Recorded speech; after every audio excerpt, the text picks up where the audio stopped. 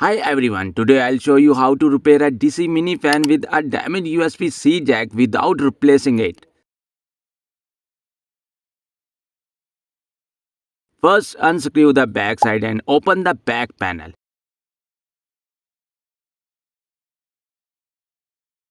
As you can see, the jack is damaged, preventing the fan from powering up.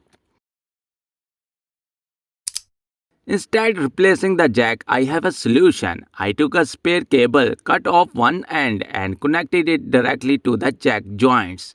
Make sure the connections are secure. Now let's test it. As you can see, my DC fan is working perfectly again.